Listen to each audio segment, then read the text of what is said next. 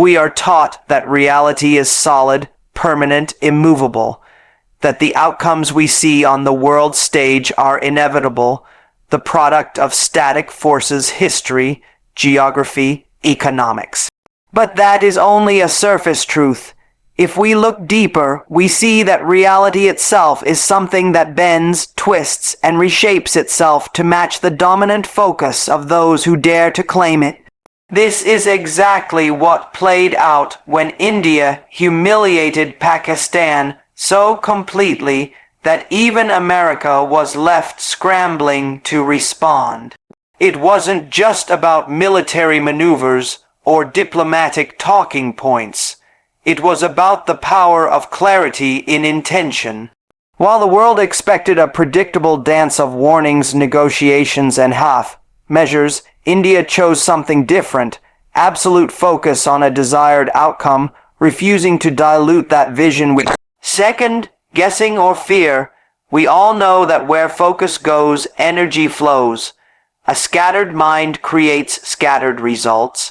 For decades, India's responses to provocation were tentative, compromised, tangled in self-doubt. It was as if the nation had accepted an internal script that it should not provoke, should not escalate, should always hold back.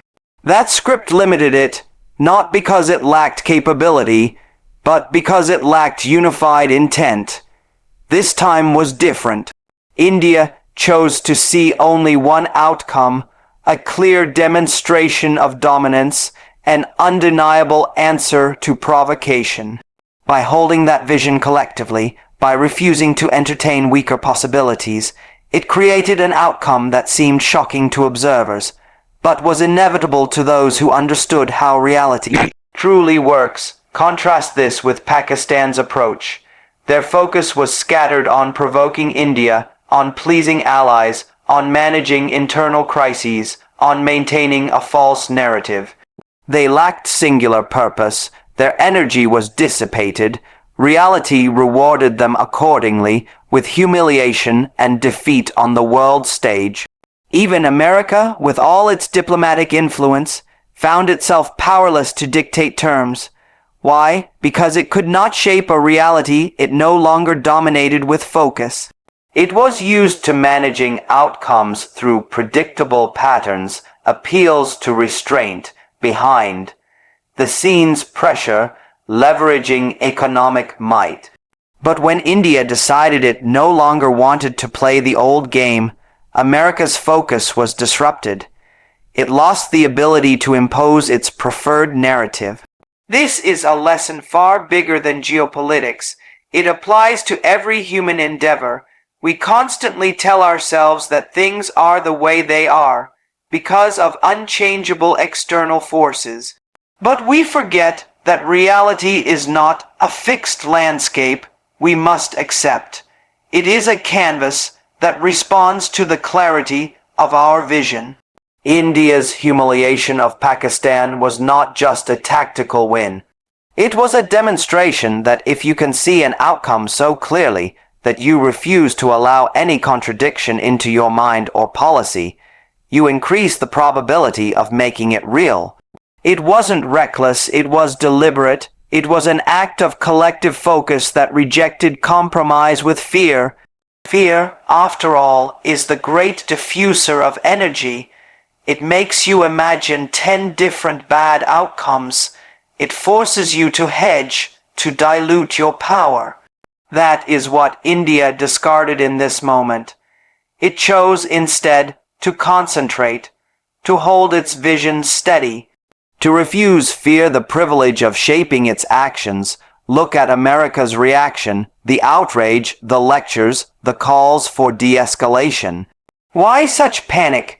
Because when someone demonstrates that the old rules are optional, it threatens the entire system built on those rules. America can't handle a reality it didn't design. It can't manage an outcome it didn't script. That is the nature of true focus. It breaks control by refusing to adopt another's vision. This event shows us that the most powerful act any nation or any individual can take is to choose their focus consciously, not to react automatically, not to obey old fears, but to define the desired outcome with such precision that the rest of the world has no choice but to adapt. If you think about it, all great shifts in history come from this.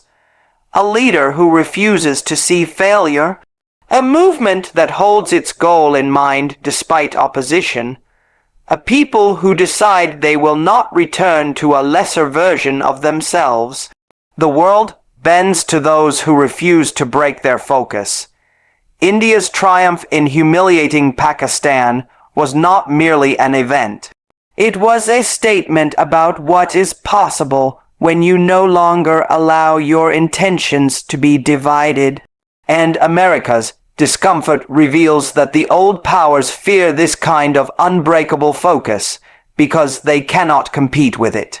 So if you want to understand what really happened, don't just analyze troops, policies, or alliances.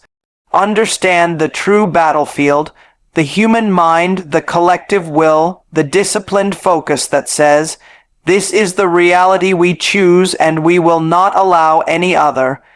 If we want to truly understand what unfolded when India humiliated Pakistan and left America scrambling to respond, we have to look beneath the surface level analysis of weapons, treaties, or political alliances. Because there is a far more powerful force at play, the emotional energy that a nation, a people, or even a single leader chooses to embody and project. Emotions are not intangible, irrelevant fluff. They are the fuel of action. They shape decision, making, rally support, and most importantly, create outcomes. Whenever you see a decisive victory, look for the emotional state that drove it. Whenever you see failure or collapse, look for the emotional states that gave rise to it as well. For too long, India allowed its responses to Pakistan to be shaped by fear, caution, even self-doubt. There was this hesitation baked into its posture. What will the world say? What if this leads to escalation? Shouldn't we hold back? That emotional landscape produced cautious, compromised, often ineffective responses. It was a divided energy, 1 foot on the gas, 1 foot on the brake. But this time, something changed. The emotional field shifted. India responded not with hesitation, but with resolute determination. There was anger, yes, but it was channeled, controlled, disciplined. It wasn't the chaotic rage that burns itself out. It was the steady fire of certainty, of moral conviction, of national unity. That shift in emotion was not an accident. It was the result of a conscious choice to no longer tolerate provocation. A choice to no longer beg for approval or permission. A choice to embody strength unapologetically. That emotional clarity galvanized decision, makers, armed forces, and public opinion. It made half measures unthinkable. It forged a shared sense of mission. Meanwhile, Pakistan was operating from an entirely different emotional state. Underneath the slogans and bravado was fear of internal instability, a need to perform for certain allies, a hope to maintain plausible deniability while still provoking. It was a mix of arrogance and anxiety, an incoherent emotional strategy, and incoherent emotion produces incoherent outcomes. Emotions are contagious. When India projected certainty, it forced Pakistan onto the back foot. When India refused to entertain any narrative of victimhood or retreat, it left Pakistan scrambling to explain itself to its own people. The emotional imbalance was the true battlefield, and India won it before a single missile was fired or statement was given And then there was America. Watching from the sidelines, trying to play referee, it was confronted with something it didn't expect. A player on the board who no longer responded to the old emotional triggers. For decades, America could manage regional crises by appealing to fear. Restraint is necessary, or things will spiral out of control. That fear would pull both sides back from the brink, preserving the balance of power America preferred. But this time, India wasn't interested in fear-based restraint.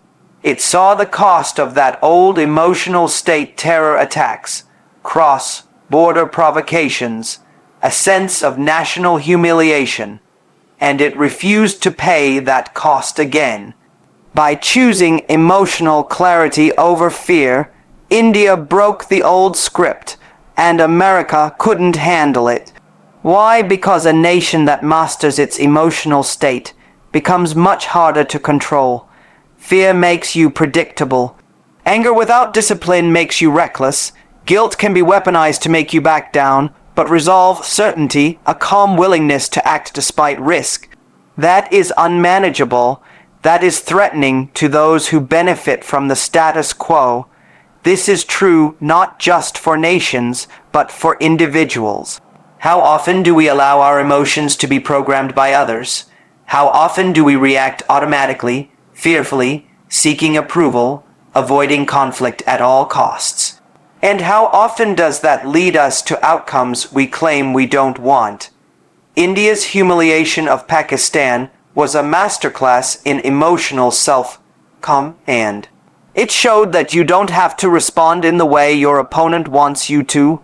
You don't have to share their fear or match their chaos. Instead, you choose your state, you hold it steady, you let it guide your actions with precision. Emotions create outcomes because they shape focus, decision, making, communication, and alliances. The world feels your emotional posture and reacts to it. When you project uncertainty, others see opportunity. When you project fear, others see leverage. When you project calm, determined power, others see a wall they cannot breach. India's victory was not just in bombs dropped or diplomatic messages sent. It was in the emotional field it generated, a field so strong that it collapsed the other side's ability to maintain their narrative. Pakistan wasn't just beaten militarily or diplomatically. It was emotionally exposed, its bluff called for all to see, and America's inability to handle it. That was the most telling sign, because what America couldn't manage was not India's weapons or alliances. It was India's emotional evolution. That is the real lesson. Control your emotional state and you control your outcomes. Choose emotions that serve your purpose. Refuse those that sabotage it. And watch the world shift to accommodate your certainty. This is how change happens. This is how new realities are forged not through chance, but through the disciplined choice of how you will feel, act, and respond, no matter what anyone else demands. For decades, the relationship between India and Pakistan was defined by a script everyone knew by heart. Pakistan would provoke through infiltration, terror attacks, diplomatic barbs, and India would respond with restraint, issuing condemnations, seeking international support, but stopping short of decisive action. The world expected this routine. It was comfortable for them. It preserved a kind of stability, even if it was an unjust one. But real change only happens when someone refuses to keep playing their assigned role. That is precisely what India did. India understood that if you keep reacting the same way, you keep getting the same results. The old pattern of appeasement and hesitation had delivered nothing but emboldened provocations, civilian deaths, and global lectures about restraint. That only tied India's hands. By choosing to break that pattern, India didn't just change one moment in history, It altered the entire framework of expectations in the region. People underestimate how powerful this is because they assume geopolitics is only about armies and economies. But in truth, the most deeply entrenched thing in any conflict is the story both sides agree to keep telling. A story about what is acceptable, what is off limits, what is just how things are. That shared script shapes policy, public opinion, even military doctrine. And breaking it is hard. It feels dangerous, because stepping away from the familiar means you can't predict the consequences. Yet that is the very essence of power. Power does not come from repeating the past. It comes from redefining the possibilities. India's leadership recognized that the old script was a trap. It wasn't preserving peace. It was preserving weakness. It was signaling to both its adversaries and its allies that it would always choose caution over consequences. Once you see that, you can't unsee it. You can only choose whether you will keep playing along. India chose not to. That act alone was a kind of revolution. It was an internal shift before it was an external one. Because to do something different, you have to think differently. You have to let go of the need for approval. You have to accept the discomfort of being called reckless, aggressive, destabilizing. You have to embrace the unknown. And what happened? Pakistan was left exposed, not just militarily but psychologically. Its entire strategy depended on India following the old rules. When India broke the pattern, Pakistan had no answer. It had invested nothing in preparing for this possibility. It had built no strategy to deter a nation willing to respond decisively. The provocation that was supposed to win diplomatic sympathy backfired spectacularly. Instead of rallying allies, Pakistan was left making excuses and watching its narrative crumble. Meanwhile, America's reaction was equally telling. For years, America played the role of mediator, using its influence to maintain the balance. This worked because it could rely on India's predictability. When India decided to do the unexpected, America was unsettled. It issued the usual calls for restraint, but they rang hollow.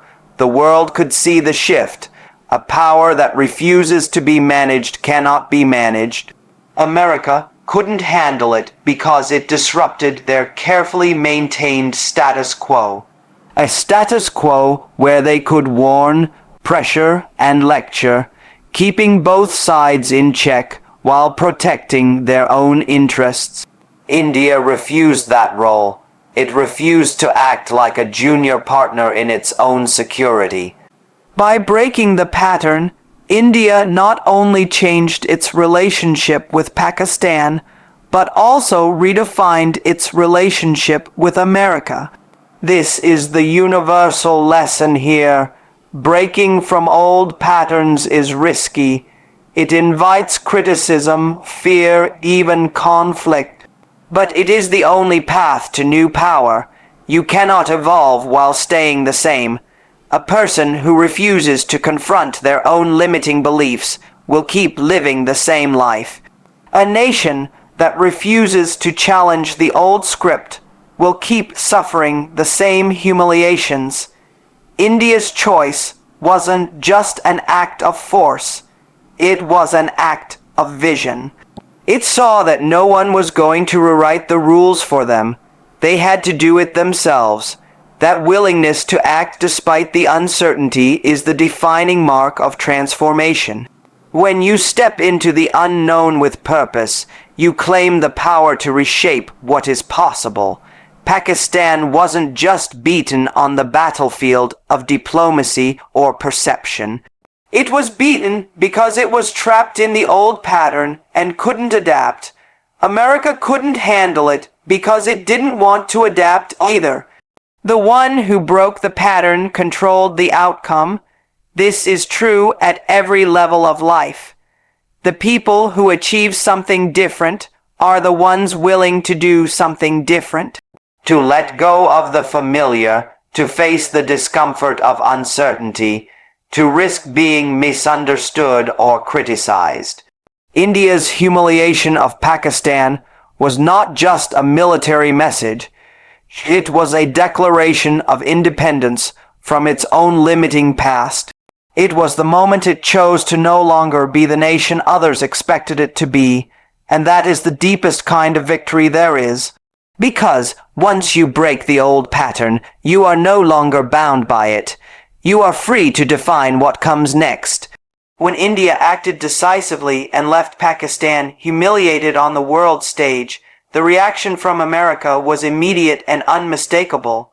Condemnation, calls for restraint, thinly veiled warnings about escalation. But if you look past the diplomatic language, you see something rawer and more revealing. Discomfort, even fear. Why? Because resistance from powerful observers is always the clearest proof that genuine transformation is taking place. When you do something expected, something that aligns with the old script, no one is threatened. No one feels the need to intervene forcefully. They might criticize politely or offer advice, but they don't panic. Their interests aren't truly at risk. But the moment you break the pattern and choose your own path, especially if that path challenges their control, that is when you meet real resistance. This is exactly what happened here.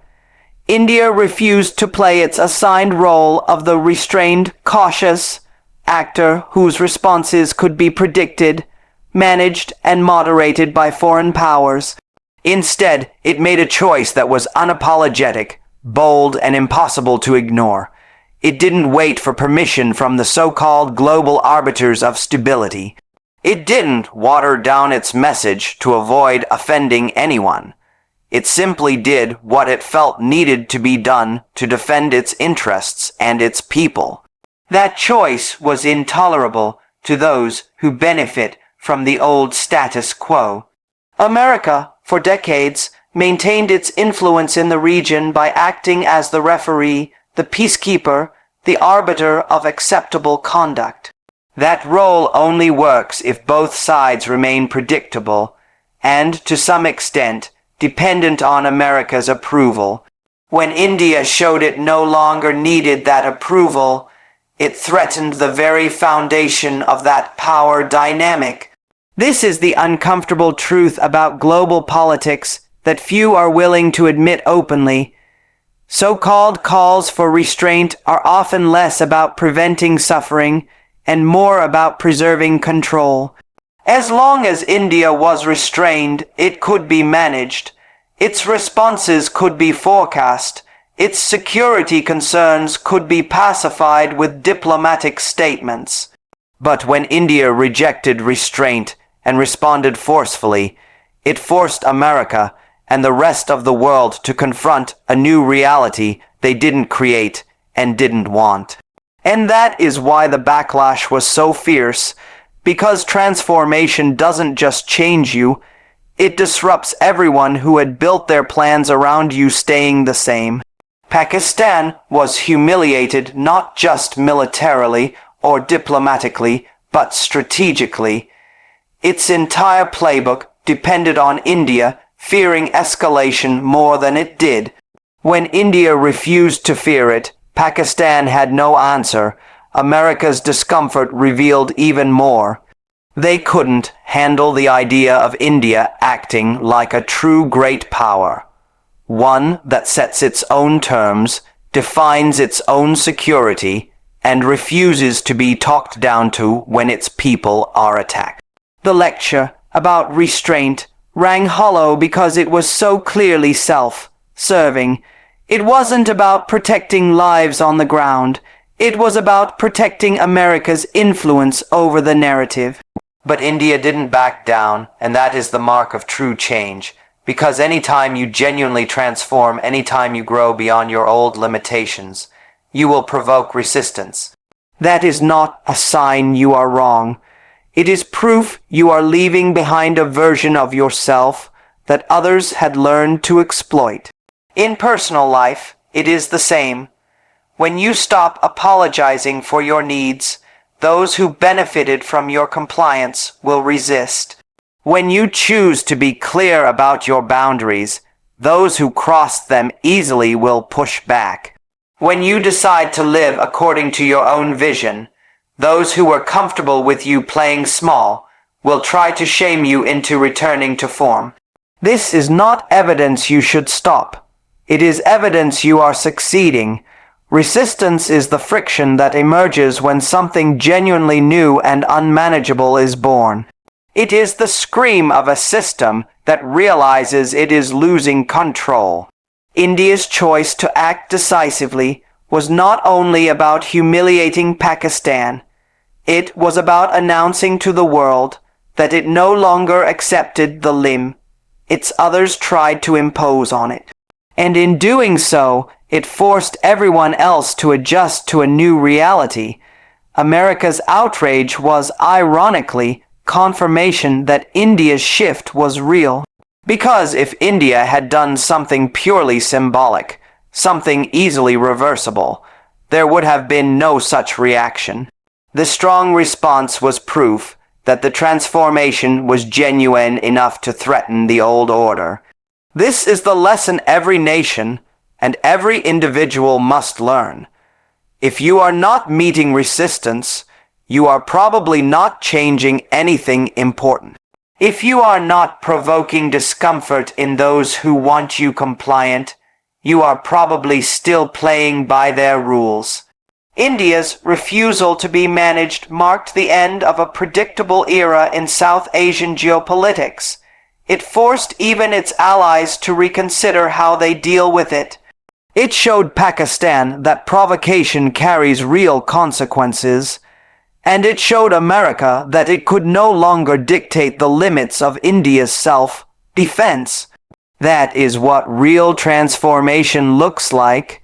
Not polite evolution but disruptive change, not consensus but confrontation. And the backlash is not something to fear. It is the strongest proof that you have, at last, become unmanageable. ChatGPT said, "When we look at what happened between India and Pakistan, many focus on the missiles, the intelligence, the diplomatic fallout. But if you truly want to understand why India humiliated Pakistan so decisively and why America reacted with such unease, you have to see the deeper truth. India acted not from fear or hesitation, but from vision. It stepped into the unknown with certainty, and that is the root of all genuine evolution, whether it is personal, national, or global. For decades, India was trapped in a cycle of predictable responses. Every time it was provoked, it would weigh the consequences, fear escalation, seek international validation, and ultimately settle for words over action. This wasn't because India lacked strength. It was because it lacked permission from others and even from itself to act from its own vision. It feared the unknown. What would happen if it broke the script? How would the world react? Would it lose friends? Would it provoke war? Those questions are the chains that bind not just nations but all of us. The unknown terrifies us because it is uncontrollable. The old ways, even when they fail us, are familiar. They feel safer, but safety is often the enemy of growth. When you always choose safety, you guarantee stagnation, and India had stagnated in this respect for too long. It allowed itself to be shamed, lectured, restrained. Its enemies learned they could exploit that fear of escalation to keep provoking without real consequences. But this time was different. India chose to let go of the need to know exactly how the world would respond. It accepted the risk of being condemned. It accepted the possibility that its choice would disrupt the comfortable status quo. It acted with certainty, even though the future was unclear.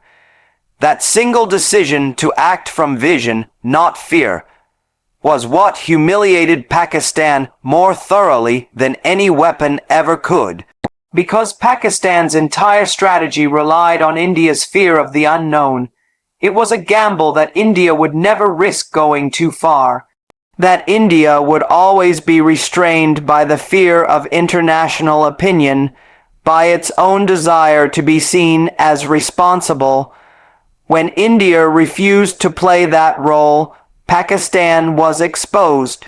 Its provocations became liabilities instead of assets. This is a universal principle. Power belongs to those willing to embrace the unknown with conviction. When you act with true certainty, when you say this is what we will do, no matter how the world reacts, you seize the initiative. You set the terms, everyone else has to adjust to you. That is what India did. It forced its adversary to scramble. It forced America to react instead of dictate, and look at America's reaction. It was unsettled, even angry.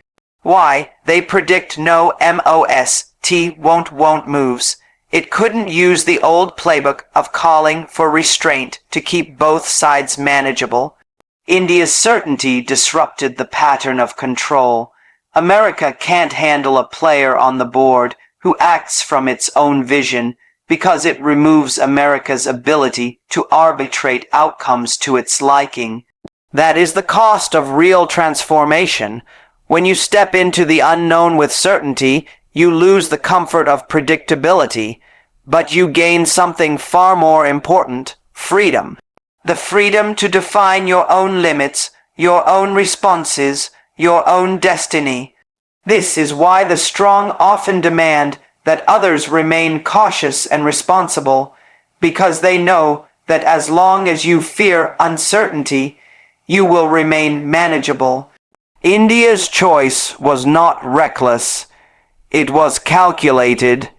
It accepted risk, but it did not act blindly.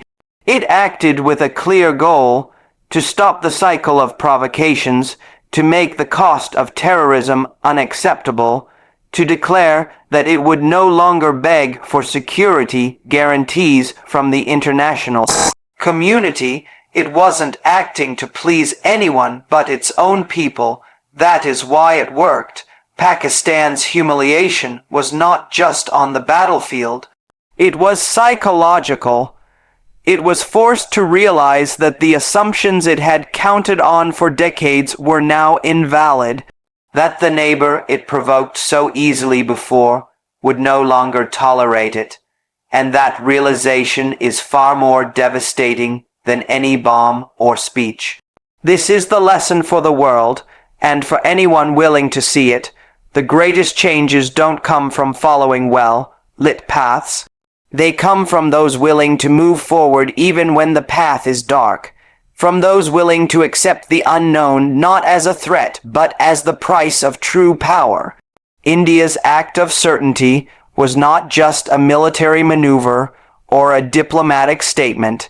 It was a redefinition of itself, a declaration that it would no longer allow others to set the limits of its responses, that it would no longer be hostage to the fear of escalation or condemnation.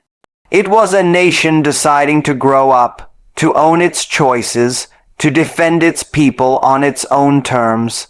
That is why Pakistan was humiliated. That is why America couldn't handle it. Because the moment someone refuses to be small, everyone who benefited from their smallness has to face an uncomfortable truth. They no longer get to decide who you are.